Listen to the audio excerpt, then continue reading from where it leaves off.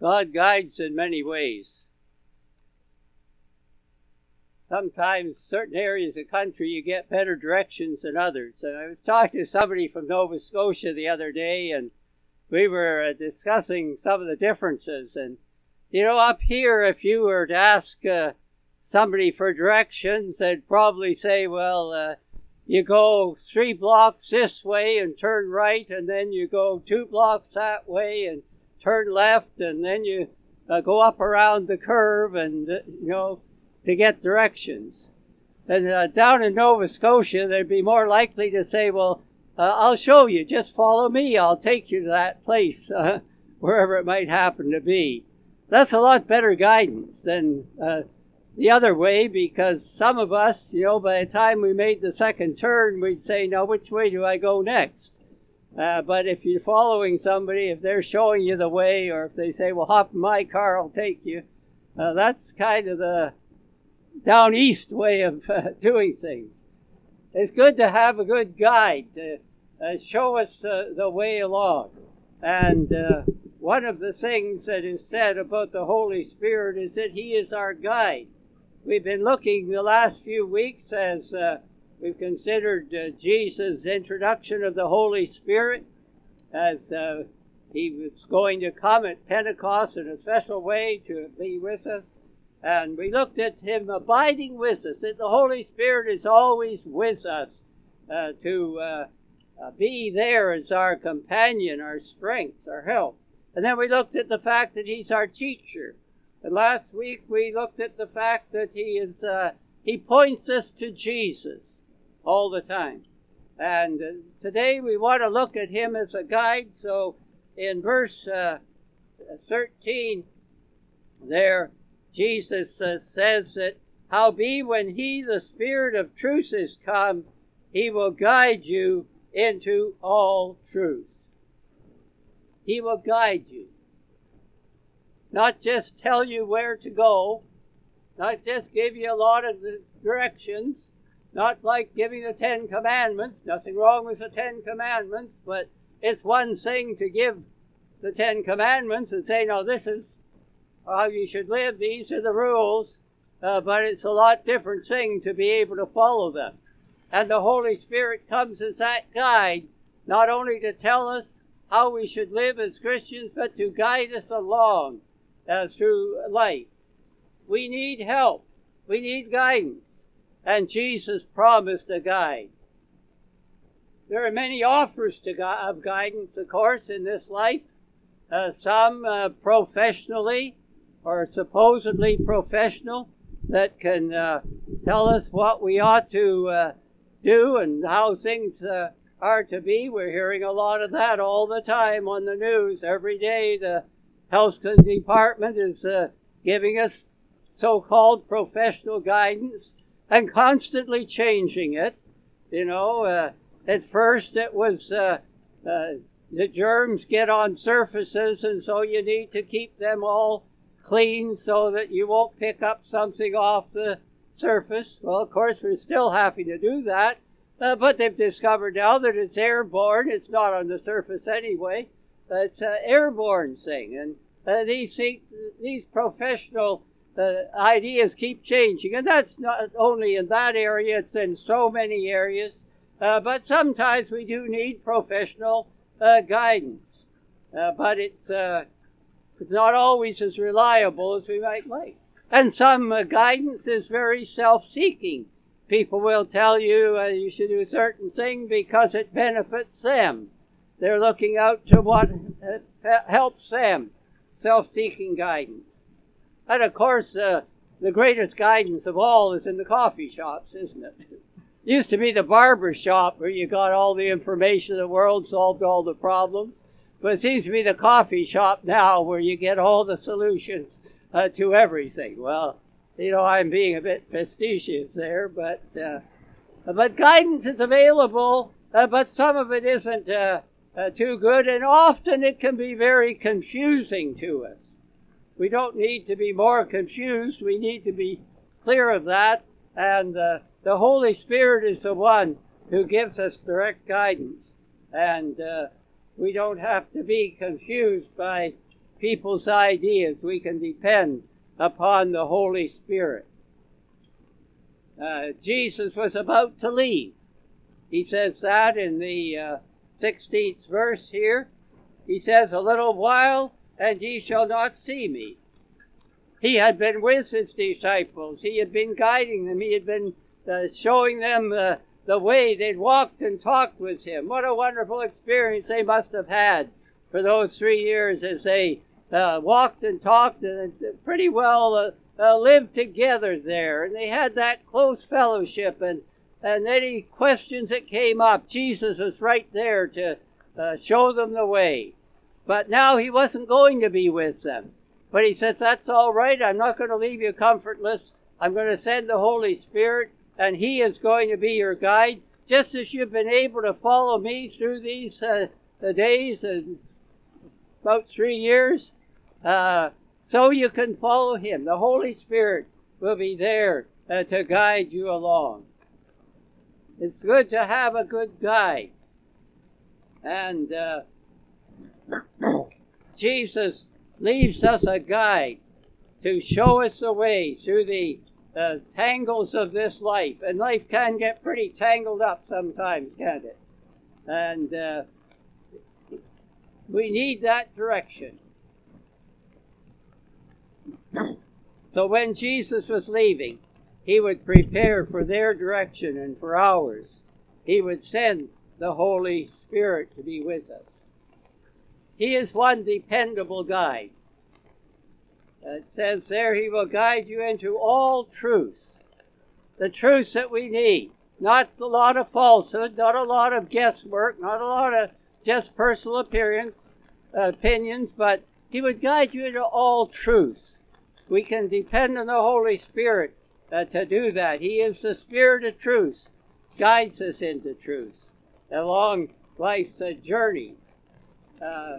If we were venturing out into the bush, say, we'd want a trustworthy guide. When I was in northern Saskatchewan, there were a number of people that earned their living guiding fishermen and hunters particularly, and others that were going out into the bush area, and they'd want a guide, somebody that knew the country and knew the pathways and could guide them through to where they wanted to go and bring them back safely. They didn't want somebody that just said, well, I haven't been in the bush, but I live here, so I'm sure I can find my way through. They'd say, never mind that, I want a professional guide. I want a guide that really knows the country here and keeps me safe.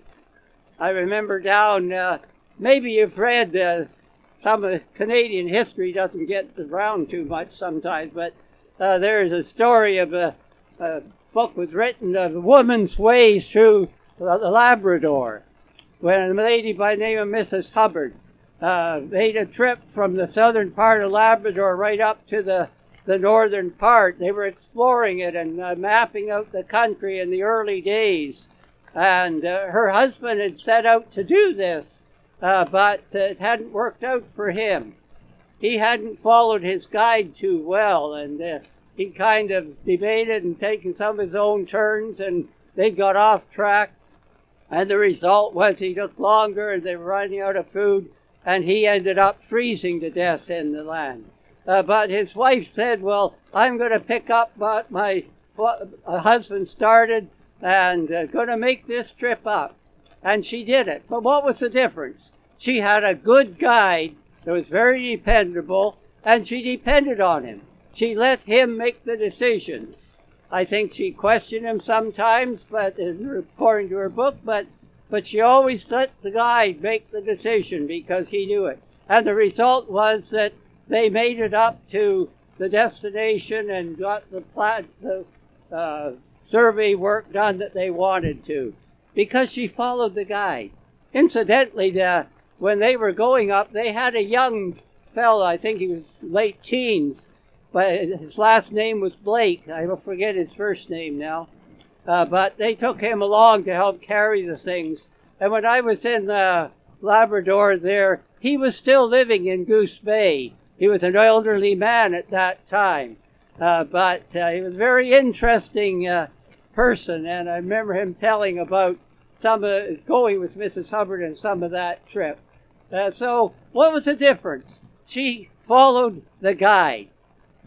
Her husband hadn't been as careful that way. And it's important for us to follow the guide. The Holy Spirit was given to guide us through life, and we need to seek the Holy Spirit's guidance as we go along. He has the sure way. He will not lead us astray.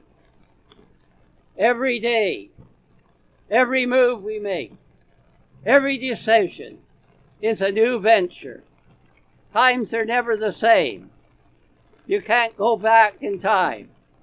Sometimes people have said you can't go back to where you lived because it's changed, you know. I know the area where I grew up, some of those areas have changed drastically from that time. And I'm sure you've had that experience too. Maybe you've thought, well, I'll go back and visit some place I used to live or used to like to go, and you've gone there and found that it's all changed now. It isn't like it used to be. A song I often hear on the radio here talks about the change, and they pulled down this pleasant place to put a pavement for a parking lot now. Oh well, that's sometimes the case. One place where I lived, it's now a road goes straight through there. That house was pulled down. The road went through. You wouldn't find it anymore. So things are changing all the time. And we need somebody that just goes ahead of us and can give us guidance through these days. Many stumble from one error to another, just kind of stumbling along and don't learn from the errors, and it gets more and more confusing as they journey along. It's best not to trust self. That's what they say, you know, if you get out in the bush, follow a guide, follow your compass. Don't try to just trust yourself, because you end up going around in circles. I haven't had that experience because I don't get out in the bush much, but I've heard people say that they've ended up just going around in a circle. Sure, they were going in a straight line, but they weren't. You can't always trust ourselves. And in our life, we can't always trust ourselves in our own judgment. We need the guidance of the Holy Spirit. Aren't you glad that God supplied His Holy Spirit to give us guidance? He can chart the right course for our lives. He is trustworthy. It is safe to follow Him. And He guides us, as it says in this text, into all truth. Not falsehood, into truth. God's truth. That's what the Holy Spirit came to do. Guide us into the truth. How can one know what is right? You know, we hear a lot of things, and certain things seems to be the right thing, but maybe it is, maybe it isn't.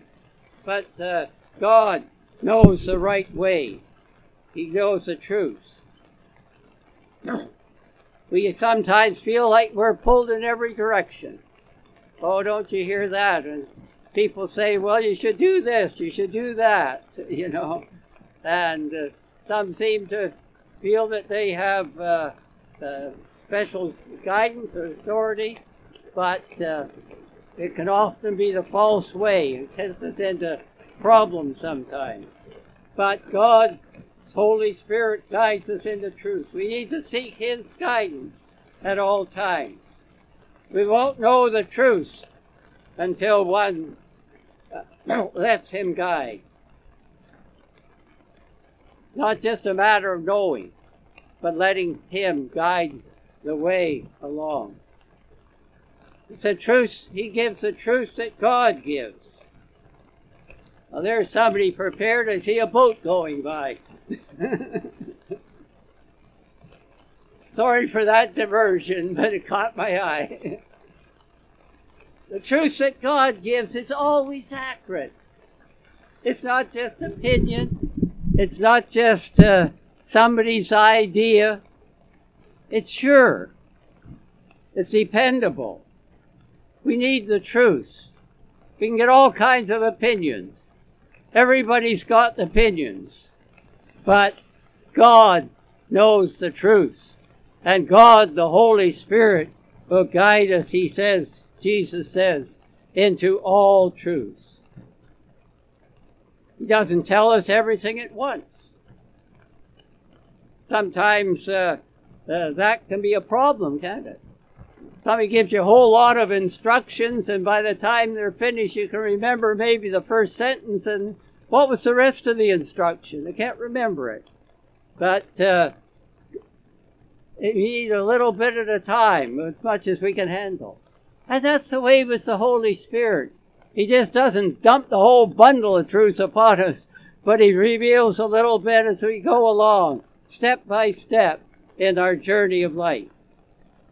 He guides us each step of the way, and that's what we need.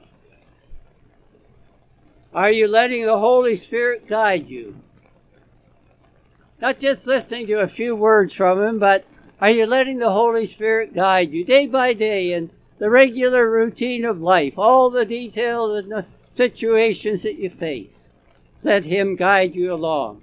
He will lead you from confusion to light. In a couple of pages back in our Bible, the 8th chapter of John, the 12th verse, Jesus spake and said, I am the light of the world. He that follows me shall not walk in darkness, but shall have the light of life. The Holy Spirit guides us to Jesus, to the light of the world, to bring light into the darkness, the confusion of our life, if we just follow him, and into the glorious freedom that comes from Christ and him alone. Verse 32 of that chapter said, Ye shall know the truth, and the truth shall make you free.